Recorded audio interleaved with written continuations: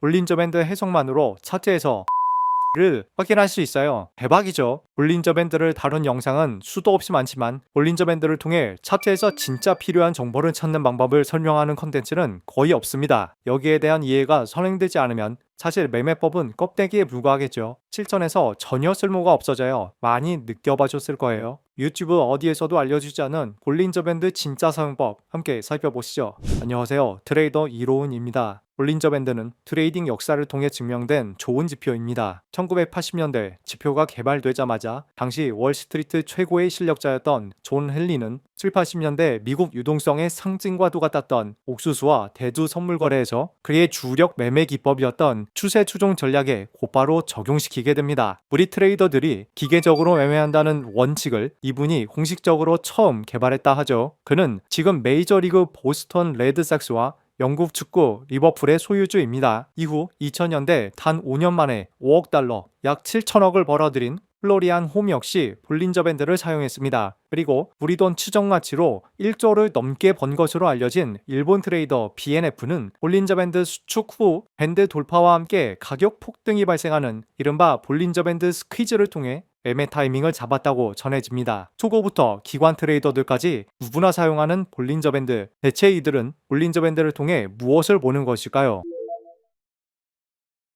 지표에서 볼린저 밴드를 검색하여 눌러주겠습니다. 볼린저 밴드는 딱 3개의 선으로 구성되어 있죠. 가운데의 중심선, 상단 밴드, 하단 밴드 3가지입니다. 볼린저 밴드를 제대로 이해하기 위해서는 먼저 중심선, 즉 20이동평균을 정확히 이해해야 합니다. 설정에 들어가 보면 중심선이 파란색 베이시스이고요. 상단 밴드가 어퍼, 하단 밴드가 로어입니다. 모두 제거하고 중심선만 먼저 살펴보도록 하죠. 이 중심선은 길이값 20의 이동평균인데요. 이동평균 산출은 어렵지 않습니다. 캔들이 완성되면 가격 종가가 확정되는데 예를 들어 길이값이 10이라 하면 캔들 10개의 종가 평균을 계산하는 겁니다. 지금 보시는 차트는 비트코인 1시간 봉이고요. 코인에서는 주식과 정반대로 빨간색 캔들이 음봉입니다. 양봉이 아니에요. 이렇게 캔들이 완성될 때마다 가격의 종가를 양봉에서는 몸통 상단이고 음봉에서는 몸통 하단이죠. 이렇게 계속 점을 찍은 다음에 값을 가 더하고 길이값으로 나누면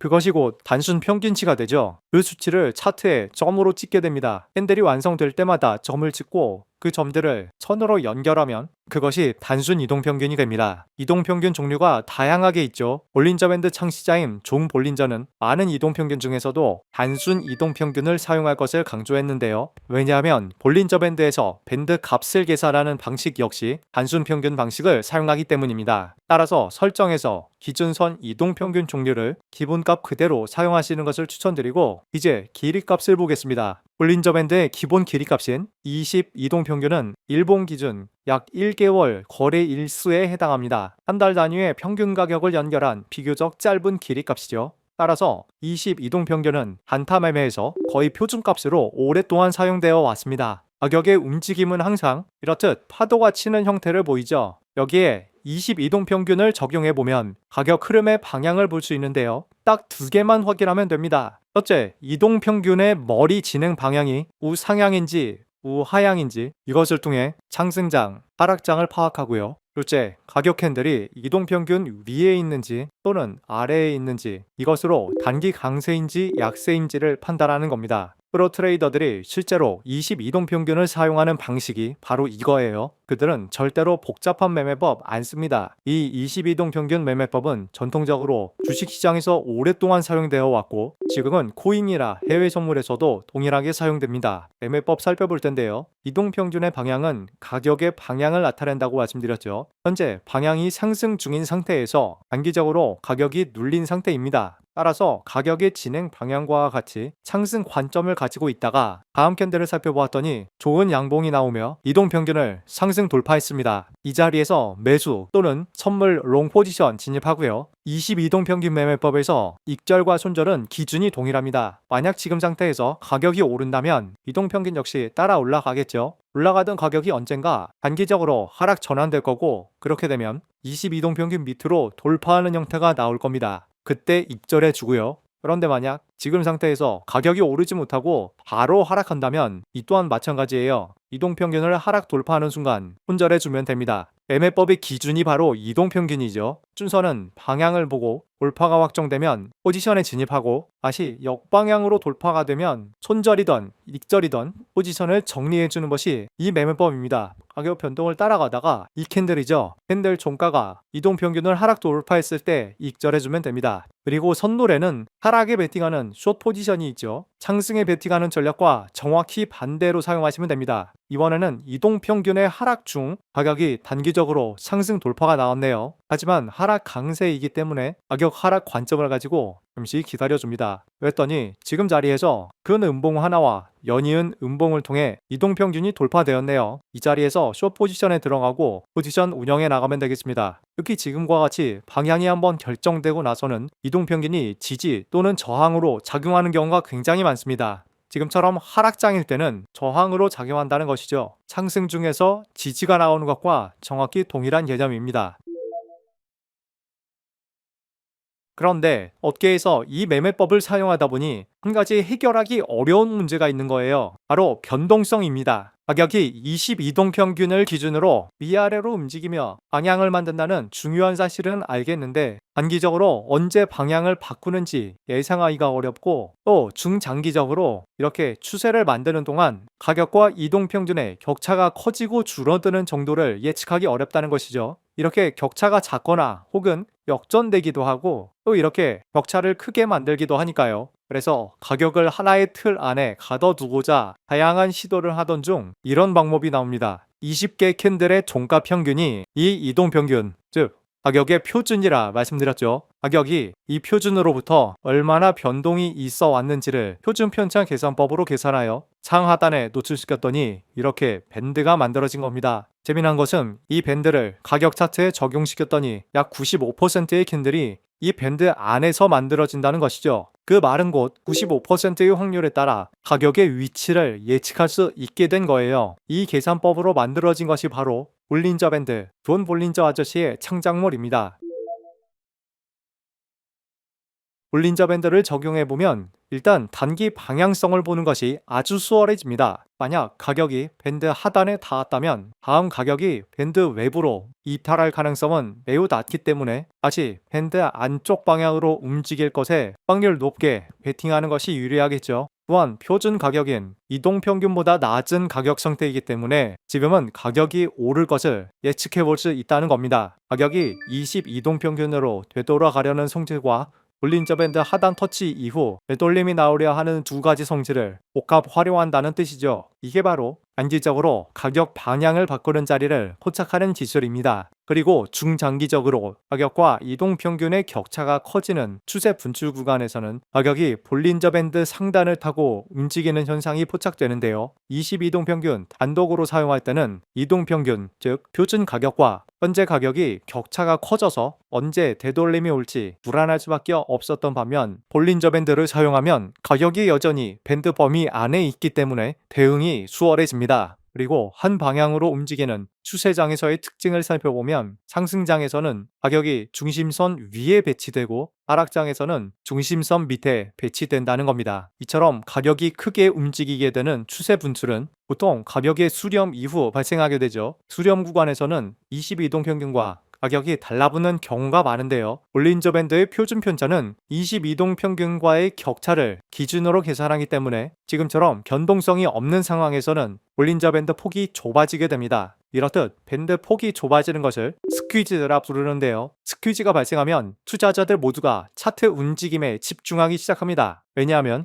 스퀴즈 이후 가격의 발산을 기다리기 때문이죠. 볼린저 밴드를 흔히 단기 변동성을 잡는 최고의 지표라고 평가합니다. 그 이유가 뭐냐면 지금 차트에서 가격이 큰 폭으로 하락해왔고 직전 저점으로부터 약간의 반등이 나온 상태입니다. 단기 반등이 있었기 때문에 중심선은 당연히 상승 전환되었죠. 그리고 나서 스퀴즈입니다. 여기서부터는 하락 추세를 이어 가격이 계속 하락하는 방향과 이 자리로부터 추세가 역전되어 상승 전환되는 방향, 크게 두 가지 가능성을 가질 수 있을 텐데요. 따라서 지금의 스퀴즈 끝에는 두 방향 중 한쪽을 선택하게 되겠죠. 그 후 가격이 밴드 외부까지 이탈하게 되면 그쪽으로 시장이 방향을 결정한 것으로 보고 포지션에 들어가게 됩니다.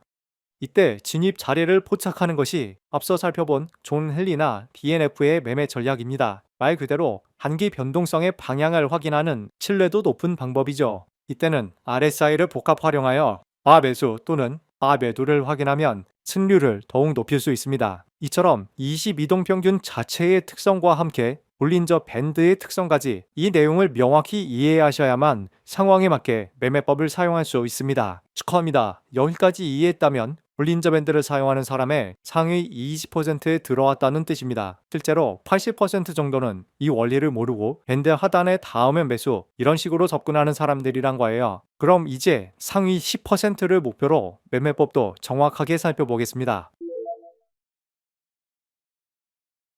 첫 번째로 살펴볼 매매 전략은 추세 추종 전략입니다. 대다수의 프로들이 큰 수익을 만들 때 어김없이 사용하는 전략이기 때문에 첫 번째로 설명드립니다. 차트에 볼린저 밴드와 함께 한 가지만 더 적용합니다. 이동평균이에요. 길이값은 200을 사용합니다. 200 이동평균은 그 자체로 가격의 방향을 보여주는 대표적인 지표죠. 이 전략은 아주 간단합니다. 앞서 22동평균으로 짧은 추세의 방향을 보았다면 이번에는 200이동평균으로 훨씬 큰 규모에서 상승 추세인지 하락 추세인지 확인합니다. 지금은 이동평균 방향이 하락 이후 상승으로 바뀌었네요. 이때 볼린저 밴드 중심선이 이렇게 내려가고 있다면 장기적인 힘은 상승하는 중이지만 현재 단기적으로는 가격이 눌리고 있다고 해석하게 됩니다. 즉 지금이 그 유명한 눌림목이라고 판단하게 되는데요. 따라서 지금의 볼린저 밴드 수축 이후 가격이 발산하게 될 방향은 200 이동평균의 방향대로 상승할 것이란 관점을 가져보는 겁니다. 그렇다 해도 지금 자리에서 매수에 들어가는 것은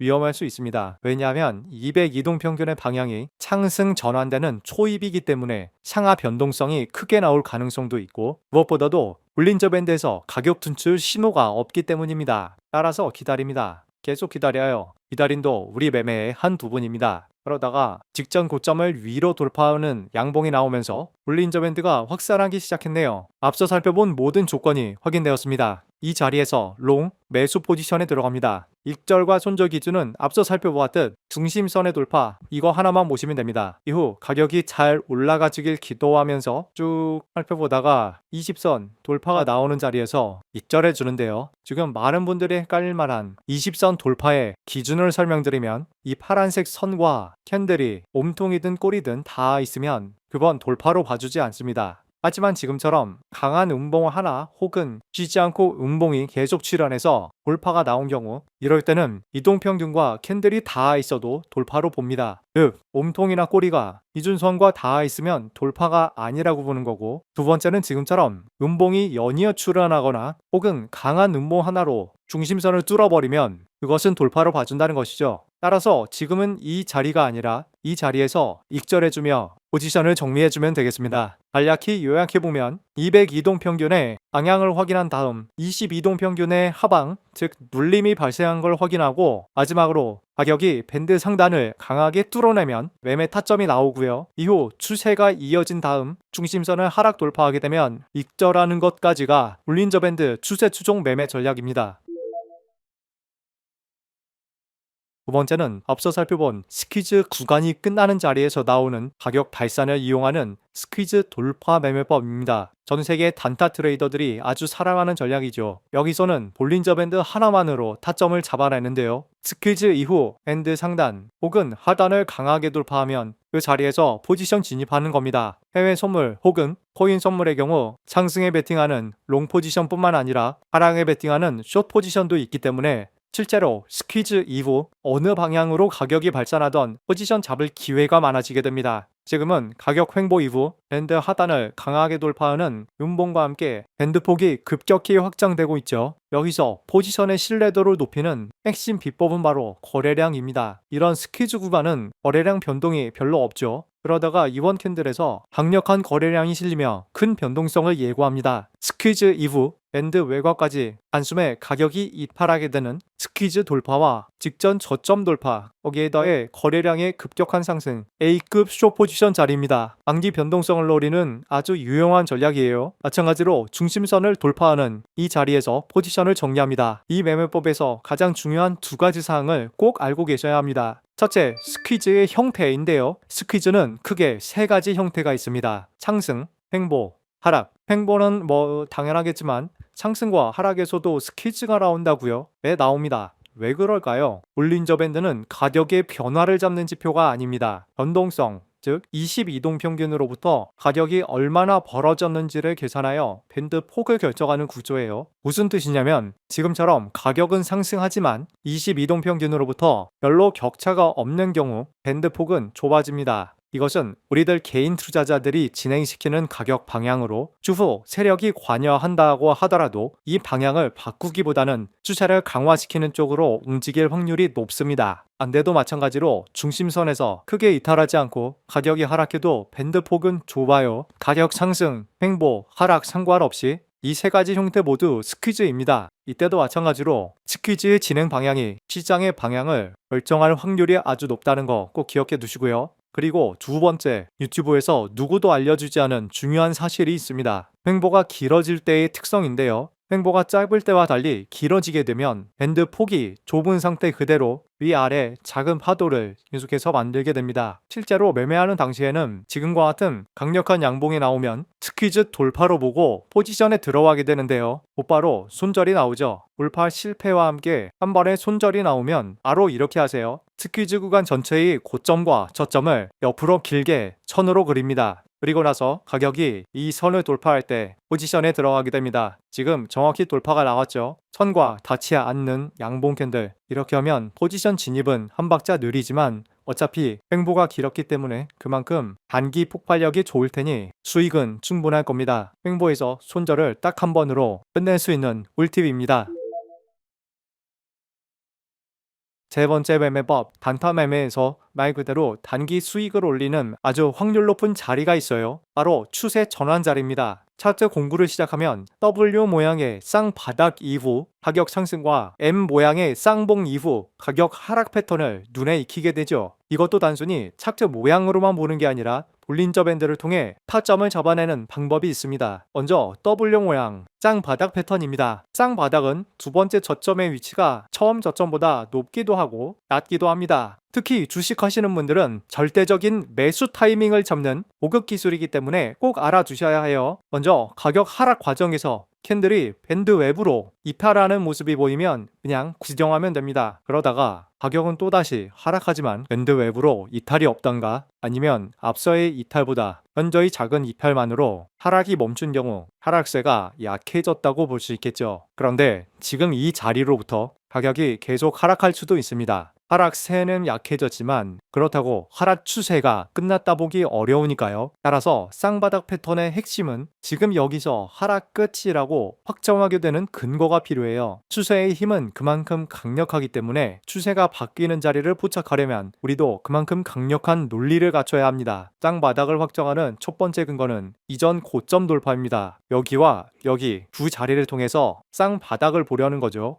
이런 경우 두 저점 사이의 고점인 바로 이 자리가 돌파되어야 할 기준선인 겁니다. 두 번째 근거는 그냥 돌파가 아니라 볼린저 밴드 상단을 외곽 돌파하는 강력한 돌파를 기준으로 하는 것입니다. 두 가지 모두 만족하는 곳이 바로 이 자리네요. 이 두 가지 근거를 확인하고 들어가는 것이 쌍바닥 이후 매수 포지션을 잡는 비법입니다. 이 매매법은 실제로 어떤 자산이든 모두 동일하게 적용할 수 있다는 걸 보여드리기 위해 비트코인으로부터 시총이 작은 알트코인까지 또 분봉부터 큰 시간봉까지 오르 보여드리고 있습니다. 앞서 큰 하락장에서 가격이 밴드 하단을 강하게 뚫으며 하락세를 이어왔죠. 그러다가 작은 반등 이후 다시 내려온 자리인데요. 이제는 앞서에 비해 밴드 하단 이탈이 아주 적어집니다. 여기서는 하락 유지와 상승으로 추세 전환 둘 다 가능하기 때문에 앞서의 방법과 동일하게 바로 이전의 고점을 돌파하는지 여부를 통해 1차 판단이 필요합니다. 이후 가격 변동을 따라와 보면 연이은 양봉으로 크게 돌파가 나왔죠. 놓치지 말고 포지션에 들어가고요. 이후 가격 변동에 따라 포지션을 운영해 나가다가 중앙선 돌파되는 자리에서 익절해주면 됩니다. 이 쌍바닥 돌파 전략을 사용하다 보면 이런 경우가 진짜 많이 나올 거예요. 이때의 돌파가 진짜 돌파가 맞다면 직전 고점 이 자리는 반드시 지켜져야 되는 지지 자리입니다. 이렇게 말이죠. 지금 이 음봉에서는 볼린저 밴드 기본 매매법에서는 손절해야 되는 자리이지만 쌍바닥 패턴 돌파에서는 이 자리 지지를 믿고 기다려보는 것이 승률을 높이는 비법입니다. 이번에는 반대 상황도 살펴보겠습니다. 큰 상승 이후 스퀴즈 그리고 강력한 돌파 이후 한 번의 눌림목과 함께 재차 상승했지만 빠르게 내려가며 밴드 저점을 터치한 장면입니다. 따라서 지금은 밴드 저점 터치 이후 상승 가능성과 현재 고점을 낮추고 있기 때문에 하락 가능성 양쪽 다 열려있다고 봐야 됩니다. 상승 전환이라면 직전 고점인 이 자리가 돌파되어야 하고, 반대로 하락 전환이라면 직전 저점인 이 자리가 돌파되어야 되겠죠. 현재 변동성이 커지는 구간이기 때문에 거래량도 같이 들어오고 있고, 따라서 조만간 1번, 2번 방향을 결정할 자리라고 보고 집중해서 차트를 봐야 됩니다. 이후 살펴봤더니 강력한 음봉과 함께 밴드 하단선과 이전 저점을 한 번에 돌파했죠. 그렇다면 이번에는 앞서의 쌍바닥과 달리 상승 이후 한 번 더 상승을 시도했지만 거절당하고 가격이 하락하는 짱봉 패턴이 이 자리에서 확정됐다고 보는 겁니다. 놓치지 않고 숏 포지션 진입합니다. 이후 가격 변동을 따라가 보는데요. 우리의 기준선을 중심으로 가격이 움직이다가 시장은 결국 방향을 잡게 됩니다. 그 후 돌파가 확정된 마지막 이 캔들에서 입절해 줍니다. 쌍바닥이나 쌍봉 패턴에서는 이렇게 구간 돌파를 확인하고 나서 포지션 진입해야 안전한 수익이 가능합니다. 오늘은 볼린저 밴드에서 꼭 알고 계셔야 하는 중요한 특징들을 먼저 이해하고 실전 매매에서 자주 사용되는 매매 전략까지 함께 살펴보았는데요. 여러분들의 주력 매매 자산으로 꼭 복귀하셔서 본인의 매매 전략으로 소화시킨다면 평생 써먹을 매매법이 완성될 것입니다. 수신료는 구독과 좋아요로 받겠습니다. 시청해주셔서 고맙습니다.